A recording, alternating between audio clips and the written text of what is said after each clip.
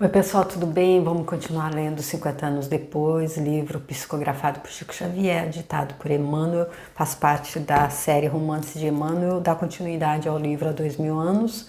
Eu fiz também, eu deixo aqui ao longo desse vídeo, se você quiser ver. Ele fala um pouco sobre a vida do próprio Emmanuel, depois que ele passou ali, fez a passagem como senador Públio Lentulus, porém ele traz realmente a saga da Célia, que o próprio Emmanuel classifica aqui como uma alma então iluminada, um anjo mesmo. E nós estamos aqui na segunda parte do livro, no segundo capítulo, que é intitulado Calúnia e Sacrifício. Nós estamos na última parte desse segundo capítulo, Calúnia e Sacrifício, em que chegou aquele momento ali crucial para Célia, a nossa protagonista. Então, dela mostrar se ela ia dar o testemunho dela de renúncia e sacrifício e humildade, que deve ter sido pedido para ela também, assim como foi pedido para o senador Públio Lentulus ali há 2000 anos, com ela sendo colocada em uma situação muito difícil, e foi o que nós vimos ali no último vídeo, em que ela então, quando acredita que a mãe dela, a Alba Lucínia, tinha então dado à luz a uma criancinha, e tudo isso foi um plano da Cláudia Sabina para estar tirando a Alba Lucínia do caminho, porque ela era apaixonada pelo marido da Alba Lucínia, o pai da Célia, que com ela, com a Cláudia, teve um romance quando eles eram jovens, teve um filho com ela, mas não assumiu o filho, porque ela era uma plebeia. Então agora ela, cultivando essa paixão doentia que ela tem por ele, ela então armou todo esse plano com a ajuda de uma empregada ali da casa, que ela colocou ali na casa deles, do casal. Ela então fez com que com que parecesse aos olhos da Célia que a mãe dela tinha dado à luz a uma criança que foi pega ali naquele local onde eles deixavam os enjeitados, pela empregada, que levou e armou todo o cenário ali. Porém a Célia, quando viu aquilo, ela sabia que o Lólio Úrbico, o prefeito, fazia investidas em relação à mãe dela, porém ela nunca ouviu a resposta da mãe dela, que tinha totalmente... não tinha dado nenhum ponto a ele para pensar que isso pudesse acontecer, que pudesse haver alguma coisa entre eles, porém a Célia não sabia, e mesmo sem saber, ela não titubeou em ter se colocado. Então pediu para que a Atéria transferisse tudo ali do que parecia ter sido um parto para o quarto dela, e quando o pai dela chegou, ela se apresentou como se o filho fosse dela, como se fosse ela que tivesse sido, então, caído ali nas malhas do prefeito Lólio Úrbico e tivesse engravidado. E aí, então, o pai dela ficou completamente possesso. Nessa hora, então, ele então escolheu, porque tudo é escolha, ele escolheu então estar se sentindo totalmente ultrajado ali na honra e no orgulho dele, e aceitou então que fosse realmente filho dela, e quis até matá-la, disse que ela merecia a morte, porém a mulher dele, a Alba Lucínia, não deixou que ele fizesse isso, mas ele disse, ele a expulsou de casa e foi então buscar fazer justiça com relação ao que tinha sido feito contra a honra dele, indo então procurar o Lólio Úrbico na casa dele para matá-lo, e ele foi junto com o pai da mulher dele, com o sogro dele, que era amigo também ali do Lólio Úrbico, que sabia então que ele estava ali frequentando muito a casa dele, porém a casa do Elvídio, enquanto ele não estava presente, ele estava em uma viagem com o imperador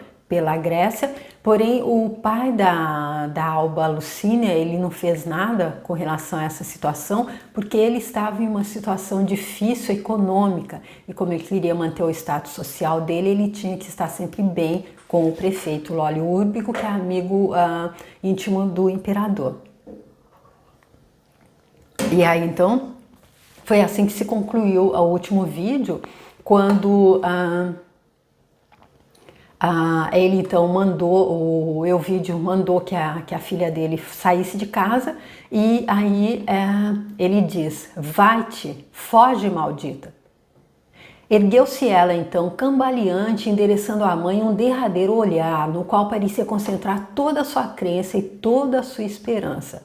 Alba Lucínia retribuiu-lhe o gesto afetuoso, fixando-a com sua ternura dolorosa. Pareceu-lhe descobrir na limpidez daquele olhar toda a inocência de uma alma piedosa e cristã da desventurada filha. Todavia, seu coração maternal agradecia intimamente aos deuses o lhe haverem poupado a vida.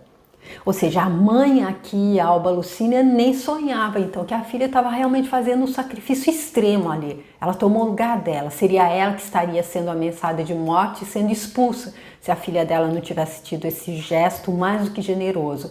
E aí ela sentiu naquele olhar da filha a inocência da alma piedosa e cristã, porém ela já sentiu muito feliz, agradecida aos deuses que haviam pelo menos poupado a vida dela. Ela não podia fazer mais além disso.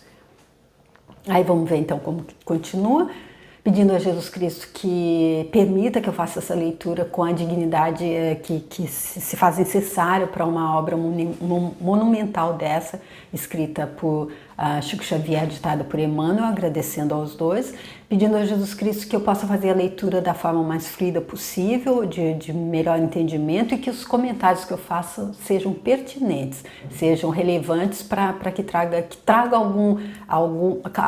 que acrescente, se não acrescentar, que eu não os faça. E pedindo que abençoe você também que está assistindo, para que se tiver uma mensagem especial para você, que você consiga decodificá-la. O Emmanuel disse no livro Há 2000 anos que ele abria a intimidade dele, então, para que no serviço de roteiro. E nesse livro ele diz: não é ficção, não é passatempo, é verdade, é real, leia e medita. Tá bom? Continuando então. Compreendendo a inflexibilidade da ordem paterna, Célia deu alguns passos vacilantes e, saindo por uma porta lateral, encontrou-se em plena rua, sem direção nem destino, enquanto atrás dela se fechavam as portas do lar paterno para sempre. Depois de exprobar a conduta da esposa, culpando-a pela indiferença e falta de vigilância, e após prometer recompensar o silêncio de Atéria, ameaçando-a também com o cárcere, caso viesse a verificar-se o contrário, mandou um servo dos mais prestimosos à residência dos sogros, chamando-os à casa dele com a maior urgência. E aqui a gente vendo então que a Atéria está sendo muito bem recompensada por todo o crime que ela está cometendo. Ela foi paga primeiro pela Cláudia Sabina, depois pela Célia, e vai ser paga agora também pelo Elvídio, e eu acredito que a gente não deve nem ter dúvida de que ela já aceitou dos dois anteriores, que ela vai aceitar o pagamento dele também. Dentro de uma hora, Fábio Cornélio e a mulher encontravam-se junto do casal, inteirando-se de todo o acontecido. Enquanto o coração de Júlia Spinter se sentia tocado das mais dolorosas emoções, o velho e orgulhoso censor exclamava convictamente. Então, Júlia Spinter, a mãe da Alba Lucínia, a avó da Célia, então, e o marido dela. Sim, Elvídio, vamos procurar o traidor quanto antes, a fim de o exterminar, sejam quais forem as consequências. Mas devias ter aniquilado a filha, pois o sangue deve compensar os prejuízos da vergonha, segundo os nossos códigos de honra. Mas, enfim, ela estará moralmente morta para sempre. Depois de eliminarmos l'óleo úrbico, faremos que as cinzas de Célia venham de Capua para serem recolhidas em Roma ao jazigo da família. Ou seja, aqui a gente vendo aí também a diferença entre os avós. O avô paterno da Célia, que é o Quinéio Lúcius, que morreu e pediu a ela se sacrificasse pelos pais, porque ele sabia, crianças aprendizes, e ela uma presença mestra, um espírito já evoluído, e aqui o avô materno, o pai da mãe dela, dizendo então que ele não devia ter poupado a vida dela, não, devia ter matado mesmo. E estavam ambos presentes ali, o Quinéio Lúcio presente em espírito, que ele já fez a passagem desse plano, e o outro agora presente fisicamente. O Quinéio atuou ali no momento em que ele, como que diz, interveio ali quando o Elvídio tirou o punhal para matar a Célia. E agora aqui o outro avô dizendo que, porém, na minha forma de entender, exatamente isso, cada um fazendo aquilo que a própria consciência está ditando no momento, já que nessa realidade dual também há também não há o certo e o errado, tudo é dual. Então, de acordo com a consciência a gente faz, porque nós vimos exatamente também com o senador Públio Lentulus, ali no livro Há 2000 anos, que ele também teve atitudes exatamente iguais a essa. E agora, como escravo, nesse livro, como escravo Nestório, já foi completamente diferente. Então, cabe a gente saber como é que a gente vai querer aprender, pelo amor ou pela dor. Então, por enquanto, esse avô aqui plantando espinho para colher. E o outro que, apesar de ainda ter sido politeísta, só no final que ele encontrou a mensagem de Jesus Cristo através da Célia, Emmanuel deixou claro que ele era uma alma bondosa e agora ele já está aí ajudando a Célia a enfrentar e ajudando até a própria família toda, porque ele ajudou também que o Elvídio não fizesse pior ainda para ele próprio colher se ele tivesse matado a Célia.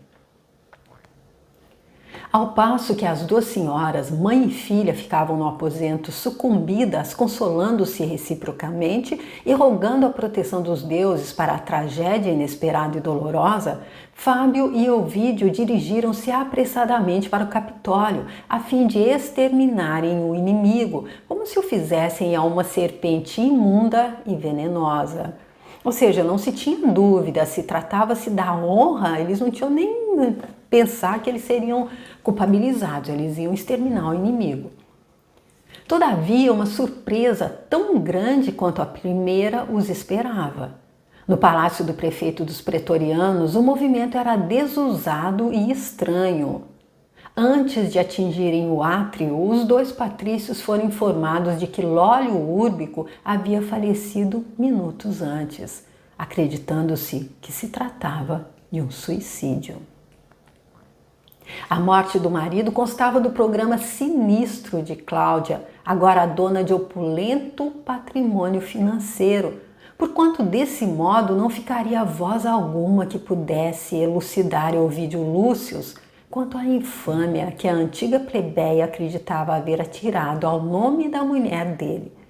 Além disso, alta madrugada, Sabina tomara de um dos pergaminhos em branco, assinados pelo prefeito, e escreveu com perfeita imitação caligráfica um bilhete lacônico, no qual se confessava enfadado da vida e rogava a Flávio Cornélio, amigo de todos os tempos, perdoasse o dano moral que lhe causara. Ou seja, a Cláudia Sabina realmente totalmente cega, totalmente doente realmente para levar, ela só vê o que ela passou, a paixão que ela tem pelo Elvídio e que ela foi repelida, ela foi recusada quando eles namoraram e ela engravidou dele.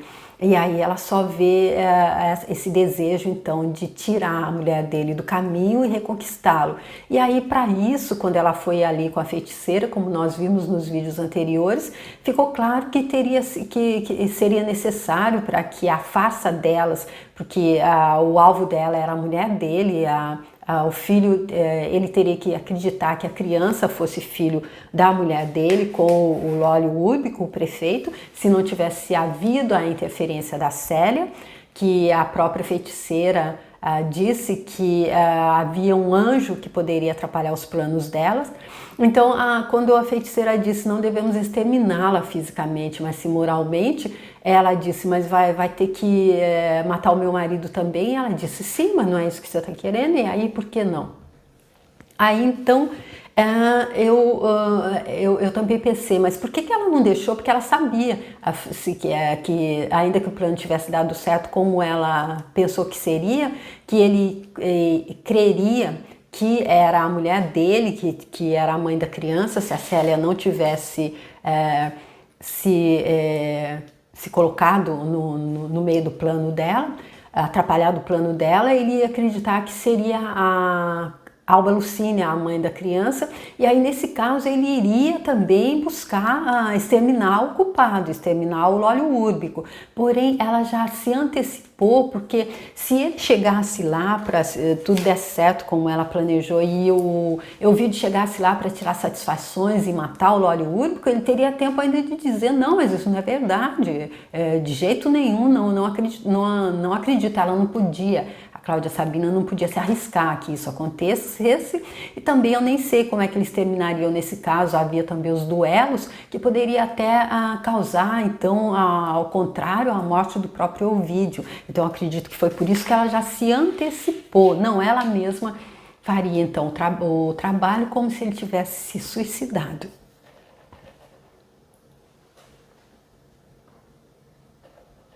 A morte do marido constava do programa sinistro de Cláudia. Agora, então, essa parte eu já li, Cláudia, claro. E ela escreve um bilhete, então, pedindo ao Flávio Cornélio, que é o sogro do Ovidio, que perdoasse o dano moral que lhe causara.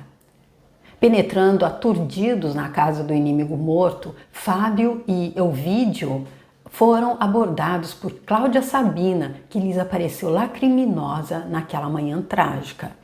E aqui, anteriormente, eles diziam que ela rogava a Flávio Cornélio, mas aqui embaixo eles dizem novamente o nome dele é Fábio Cornélio. Depois de se lastimar comentando a tétrica resolução do esposo em desertar da vida, Sabina entregava ao censor o último bilhete de Úrbico, que dizia grafado pelo marido à última hora, deixando transparecer curiosidade a respeito daquele pedido de perdão injustificável e estranho. E ela se fazendo de sonsa, então, por que ele teria pedido perdão ao Fábio Cornélio? Desejava assim conhecer os primeiros resultados do trabalho tenebroso de Atéria, esperando ansiosamente dos lábios de Ovidio ou de alguma alusão de Fábio as informações indiretas que o espírito vingativo dela ansiosamente aguardava. O censor e o genro, entretanto, receberam o suposto bilhete de Úrbico com secura e indiferença. E como era preciso dizer alguma coisa em face daquele imprevisto, Fábio Cornélio acrescentou: guardarei este bilhete como prova do desequilíbrio mental dele nos últimos momentos, pois só assim se justifica este pedido. E agora, minha senhora, acentuou enigmaticamente para Cláudia, que o ouvia com atenção. Há de perdoar a nossa ausência, porquanto cada qual tem seus infortúnios. E ela ali super curiosa, querendo saber o que tinha acontecido, esperando o espírito vingativo dela, como o Emmanuel disse, o espírito doente dela, esperando que então vesse se o plano dela tinha dado certo. Ela tinha certeza que tinha, eles já estavam ali, só que ela não contava, ela esqueceu aquele alerta que a Plotina deu a ela, a feiticeira deu a ela, que havia um anjo ali na casa da Alba Lucínia que poderia atrapalhar o plano delas. O velho Patrício estendia-lhe as mãos em despedida, mas, sentindo a curiosidade fundamente aguçada dela por aquelas expressões, a antiga plebeia interrogou com interesse, como a provocar algum esclarecimento de Ovidio Lúcio, que se fechara em mutismo enigmático. Infortúnios? Mas que desejais dizer com isso? Pretendeis abandonar-me nesta situação? Qual a razão de sairdes assim desta casa quando o cadáver de um amigo e chefe exige testemunhos de veneração e amizade? Porventura aconteceu algo de grave a Alba Lucínia? Notava-se que a última pergunta transpirava um sentido misterioso. Ela esperava que Ovidio lhe falasse de sua tragédia doméstica, dos seus profundos desgostos conjugais, da infidelidade da esposa, conforme previa e decorria dos seus planos. O coração bastardo dela aguardava que o homem amado, naquele instante, iria dispensar-lhe as atenções amorosas tão ardentemente aneladas naqueles últimos meses, em que seus sentimentos mesquinhos haviam acariciado tão grandes esperanças. O tribuno, porém, mantinha-se impassível, como se tivesse os lábios petrificados. E ela já se sentindo realmente incomodada, porque ela acreditava que quando ele chegasse ali, ele já teria matado a mulher ou colocado ela para fora de casa e ele já estaria livre para ficar com ela ali mesmo, enquanto o marido dela estava sendo velado ali, que ele iria dispensar as atenções amorosas tão ardentemente esperadas por ela nesses últimos meses. Então, ela já sente ali que alguma coisa não se passou exatamente como deveria ter se passado, porque ele se mantém totalmente fechado ali com os lábios, como se estivesse com os lábios petrificados. Fábio Cornélio, todavia, sem trair a fibra orgulhosa, esclarecia Sabina nestes termos: minha filha vai bem, graças aos deuses, mas também nós acabamos de ser feridos no mais íntimo do coração. Um emissário da Campânia nos trouxe esta manhã a dolorosa notícia da morte repentina de minha neta solteira, que se encontrava junto da irmã numa estação de repouso. Esta a razão que nos impede prestar ao prefeito as derradeiras homenagens, porquanto vínhamos justamente comunicar-lhe a imediata partida para Capua, a fim de promover o transporte das cinzas. Ou seja, aqui então o Fábio Cornélio, então, colocando, ela ainda não vai entender exatamente, mas dizendo a ela, o plano não deu certo. Então ela ainda não entende como é que aconteceu, porém ele diz, minha filha vai bem, graças aos deuses. Então o que ela tramou não deu certo. E já comunicando também aquele plano que eles têm para contar sobre a ausência da Célia, que eles vão dizer que ela morreu então. Dito isso, os dois homens despediram-se secamente, saindo a passo firme no burburinho dos amigos e dos servos apressados que emulavam no patentear a Lólio Úrbico a bajulação derradeira. E o Emmanuel é bem sutil, não é? O Lólio Úrbico era quem? Era o prefeito. Então, os amigos e os servos estavam ali para a bajulação derradeira.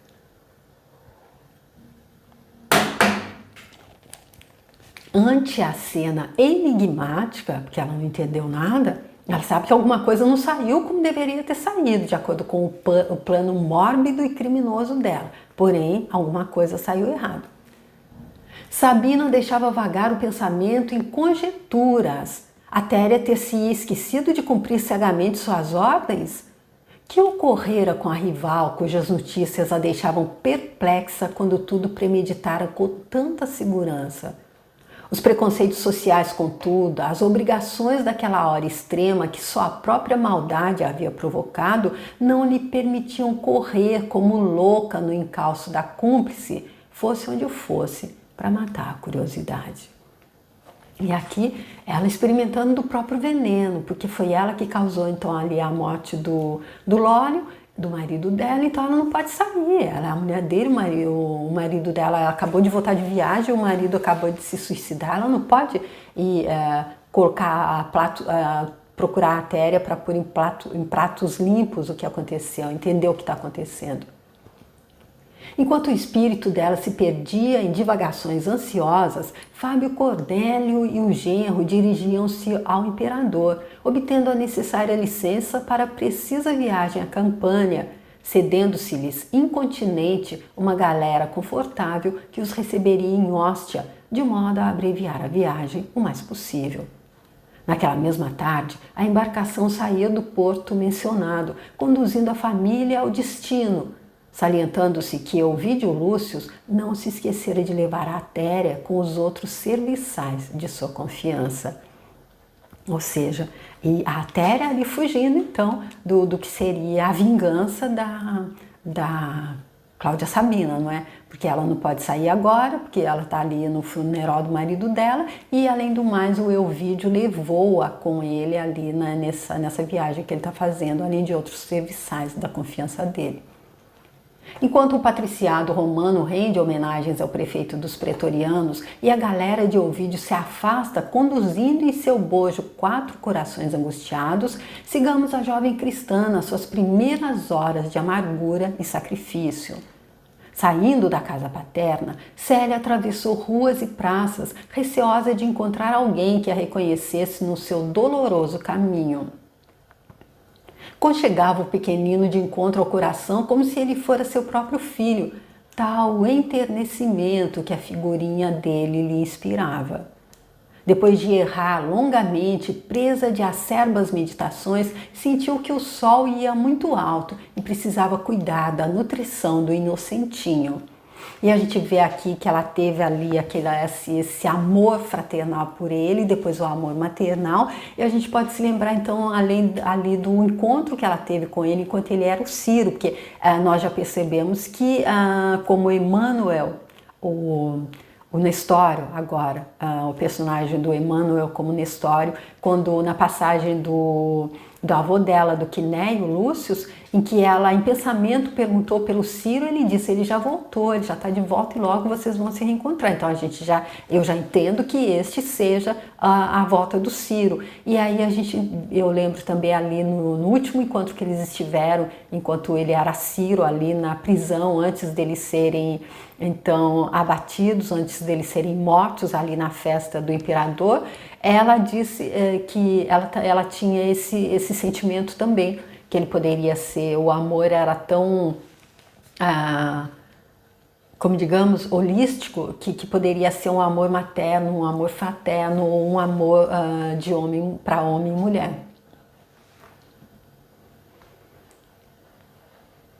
Atravessara os bairros aristocráticos e encontrava-se agora junto à Ponte Fabrícios. E a Ponte Fabrícios foi depois denominada Ponto de Quatricape, em vista de uma estátua de Janus Quadrifons, posta à entrada da praça. Foi construída de pedra depois da conjuração de Catilina, essa nota aí de Manuel, e o Catilina então é aquele Lúcio Sérgio Catilina, que viveu ali por 47 anos, de 108 a.C. a 62 d.C., e foi aquele que tramou contra a República Romana, e é que o senador Públio Lentulus teve um sonho em que ele se viu como o próprio bisavô, ali tudo isso acontece no livro Há 2000 anos, onde ele era um comparsa então ali do Catilina. Então, voltando aqui, ela, depois de errar longamente, presa de acerbas meditações, ela sentiu que o sol ia muito alto e precisava cuidar da nutrição do inocentinho. Atravessara os bairros aristocráticos e encontrava-se agora junto à Ponte Fabrícios, cheia de cansaço, extenuada. Além do Tibre, surgiam as modestas edificações dos judeus e dos libertos pobres. Ali estava a famosa ilha do Tibre, onde outrora se erguiam os templos de Júpiter, Licaônio e o de Esculápio. A seu lado passavam os filhos da plebe, inquietos e apressados. De vez em quando surgiam soldados da marinha, da frota de Ravenna, aquartelados no Trastevere, e que lhe deitavam olhares libidinosos. Cansada, dirigiu-se a uma casa de judeus, onde uma mulher do povo lhe deu de comer, provendo-a de tudo quanto necessitava o pequenino. Mais confortada, levando uma pequena provisão de leite de jumenta, a filha de Ovídio continuou a dolorosa peregrinação pelas vias públicas, como se aguardasse uma inspiração feliz para o seu penoso destino. Eu imagino, sem ter absolutamente nada, se ela ou até o pequenino, o menino, o neném, sobreviveriam. Mas aí me vem uma história que eu ouvi ser contada de Chico Xavier, que quando ele viajou aos Estados Unidos, acompanhado de uma pessoa que, chegando lá, o desertor foi embora, deixou ele sozinho, ele se viu sem dinheiro, se viu sem ter como pagar o hotel, se viu sem ter como comer, e aí quando ele saiu um dia, encontrou uma mulher uma rica mulher que pagou tudo para ele, pagou o hotel, ele pôde continuar fazendo 5 refeições, 4 refeições por dia, Porque, enfim, essa mulher disse que tinha feito uma promessa que ela era muito rica e ela ia dar tudo para o primeiro pobre que ela encontrasse. Essa história tá na internet, eu contei só assim bem por cima da forma como eu entendi, mas só para trazer aqui que Deus provê. Assim como Deus provê, como diz, ele coloca tanta beleza ali nos lírios do campo. Então, se a Célia está com Jesus Cristo, se ela está dando o sacrifício dela que ela disse que daria, não porque Deus gosta de ver ninguém dando sacrifício, simplesmente porque ela veio, então ela tem o passado dela, como ela mesma disse nas páginas anteriores, e porque ela entendeu que tudo, todo e qualquer, depois que a gente vem para essa realidade onde há luz e sombras, onde há choro e ranger de dentes, como Jesus Cristo disse como na doutrina espírita explica que é um planeta de provas e expiações, então a gente sabe que a gente veio para tá mais ou menos revendo aquilo que a gente já fez nos verões anteriores, que como o Emmanuel disse, eu repito novamente, amo essa frase, onde parece que há tanta injustiça, não há injustiçado. Então se a gente está acolhendo, como ali no livro Paulo Estevam, que eu fiz também, eu deixo a playlist aqui se você quiser ver, a gente está colhendo, sabendo que é uma oportunidade que Deus está nos dando de nos limpar, como o Quinéio Lúcio disse aqui nesse livro, nas páginas anteriores também. Então a gente pode ter certeza que nós vamos ter todo o suprimento necessário para estar sobrevivendo da melhor forma possível. A tarde, porém, voltou ao mesmo ponto nas proximidades do qual fora socorrida pelos mais humildes. Triste e só, descansou num dos ângulos da Ponte Fabrícios, ora contemplando os transeuntes mal vestidos, ora fixando as águas do Tibre com o coração envolto em dolorosas cismas. Aos poucos, o sol se escondia lentamente, dourado, ao longe as derradeiras nuvens do horizonte. Um vento frio, cortante, começava a soprar em todas as direções. Contemplando os operários pobres que se recolhiam aos lares, a jovem cristã aconchegou mais fortemente ao peito a mísera criancinha. Sentindo-se desalentada, começou a orar e lembrou-se de que Jesus também andara no mundo ao desamparo, experimentando um suave consolo nessa reminiscência evangélica. Contudo, pungente saudade do lar feria-lhe o coração sensível e carinhoso. Mulheres do povo, depois das fainas penosas do dia, regressavam à casa com uma auréola de júbilo tranquilo a lhes transparecer no rosto, enquanto que ela, filha de patrícios, se sentia acabrunhada ante as incertezas da sorte e exposta ao frio cortante do crepúsculo. Estreitando sempre o pequenino como se quisesse furtá-lo ao ar glacial da tarde, malgrado a fé e resignação que ela tinha, não pôde conter o pranto, refletindo amargamente no seu penoso destino. As grandes nuvens batidas de sol esmaeciam-se pouco a pouco, dando lugar às primeiras estrelas. E é assim que Emmanuel conclui, então, esse segundo capítulo dessa segunda parte do livro, que foi Calúnia e Sacrifício. E agora nós vamos no próximo vídeo, trazer o terceiro capítulo, que é Estrada de Amargura, onde nós vemos que realmente a nossa protagonista, a Célia, então pegou aqui, digamos, falando de uma forma figurada, ela pegou então aqui a cruz dela realmente e está carregando com muita hombridade. Então eu fico aqui, espero que você tenha gostado dessa forma como eu fiz a leitura, que os meus comentários tenham sido pertinentes. Se você quiser então compartilhar esse vídeo com alguém, eu agradeço. Se você quiser deixar seu like também, muito obrigada. Se você quiser entrar lá no meu canal, tem os outros, esses que eu já citei, e o Boa Nova, e eu deixo as playlists todas aí, tem outros livros lá também. E os livros, especialmente esses do Emmanuel, ele disse que seriam para nos ajudar a nos dar um roteiro para a nossa travessia aqui nessa realidade de luz e sombras, nós que somos seres espirituais, seres infinitos divinos. E aí ele traz essa ajuda para que nós possamos ser sábios, que a gente não precise cair no mesmo buraco que a gente viu aquele que está indo na frente da gente cair, que a gente entenda, olha, ali tem um buraco que eu vi ele caindo, eu vou desviar. É esse o objetivo de Jesus Cristo, permitindo que Emmanuel abrisse a intimidade dele para a gente e que trouxesse esse trabalho grandioso feito junto com o Chico Xavier. Eu agradeço imensamente a todos e agradeço você também por estar acompanhando. E espero te ver para que a gente leia então o terceiro capítulo, Estrada de Amargura, no próximo vídeo. Obrigada, tchau!